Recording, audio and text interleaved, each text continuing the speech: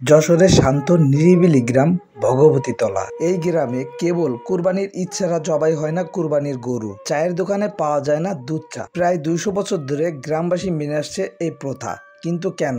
আর এই কেনটার উত্তর খুঁজতে আমরা চলে আসলাম আজকে এই যশোর জেলার ভগবতী গ্রামে।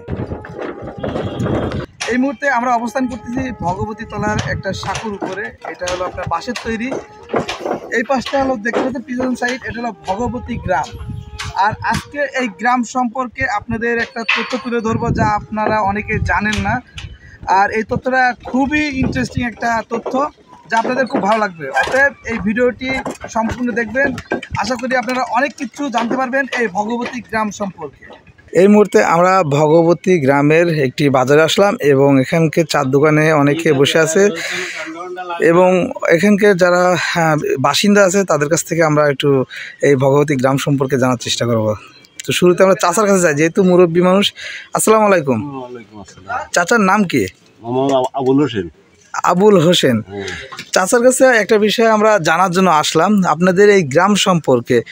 যে আমরা নিউজে একটা প্রতিবেদন দেখলাম, যমুনা টিভিতে সম্ভবত এটা প্রচার করছিল, যে আপনাদের এই ভগবতী গ্রামে নাকি গরু বিক্রি করা হয় না এবং গরুর দুধও নাকি বিক্রি করা হয় না, বা গরু জবাই দেওয়া হয় না। এর কারণটা কি? গরু বিক্রি করা হয়, কিন্তু গরু তো বাইরে বিক্রি করে। ও, বাইরে বিক্রি করে, মানে গরুর মাংস বিক্রি করা হয় না, তাই তো? গরু জবাই করে বিক্রি করা হয় না।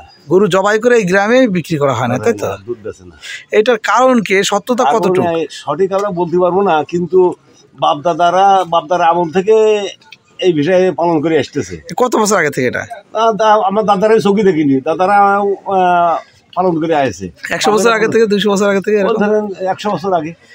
এই গ্রামে নাকি কেউ একজন আসছিল অনেক আগে, কোন একটা হলো মানে হয়তো অলি বা কোনো ঠাকুর, এরকম কোনো কিছু।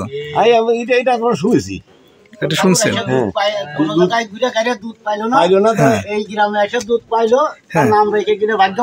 হ্যাঁ, তাই ওনার কি এটা অভিশাপ নাকি? অভিশাপ না, সে বলে গেল যে তোমরা গরু জবাই করবা না বা দুধও বিক্রি করবা না।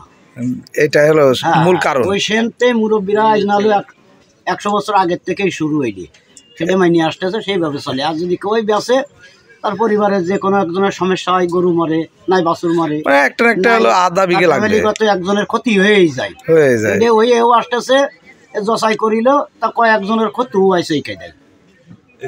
আপনি কি এটা বিশ্বাস করেন একটা মুসলিম হিসেবে? হ্যাঁ, আমি বিশ্বাস করি। মানে যেটা বাধ্যতারা দেখে আসতেছে সেটাই, আর ক্ষতি হয়ে যায়। অন্য গ্রামের লোক আসে এই গ্রামে এসেও করতে পারে না। আবার অনেক সময় অলৌকিক ভাবে অনেক কিছু হলো ঘটে, যার কারণে বিষয়টা বললাম যে একই সময় দেখেন না এক একটা জিনিস ঘটে, এই জন্য বলা হলো। একটা বিষয়টা আমি পাইছি। হ্যাঁ, বলেন। আমার ওই ছেলের সেনাবাহিনীর চাকরি ওরা ট্রেনিং আইছিল। জি জি। আসার পরে ওই মেজার বলিল আমরা এই গরু জবাই করে খাবো। এই গ্রামে গরু জবাই করে খাইলো কি, সেই মেজার 3 থেকে 4 বছর ভিতরে প্যারালাইসিস হয়ে মারা গেছে। এটা আমার প্রমাণ। এটা আপনার প্রমাণ? মানে এই ভিত্তিতে আপনি বলতে চাচ্ছেন যে তাহলে এই তথ্যটা সঠিক? সঠিক, সঠিক। আচ্ছা, যাই হোক, আমরা অনেক কিছু মোটামুটি একটা শর্টকাট জানতে পারলাম। তো যাই হোক, আমরা যতটুকু তথ্য নেওয়ার আমরা নিলাম। তো আমার জানার আগ্রহ ছিল যে এই গ্রামে মূলত ঘটনাটা কি, এইটা জানার জন্য আসা আপনাদের কাছে, তাই সেটা জানা। এটা সত্য প্রমাণ। সেই সময় আপনার ছেলে চাকরি দিয়েছিল? আচ্ছা, যাই হোক, 2000 সালের ঘটনা। সুপ্রিয় দর্শক মণ্ডলী, আপনারা কি ভাবতেছেন এই ঘটনাটি আসলে কি সত্য? তো কতটুকু সত্য এই বিষয় নিয়ে পরবর্তীতে আমরা আরও আলোচনা করব, নতুন আরও একটি পর্ব নিয়ে আসব।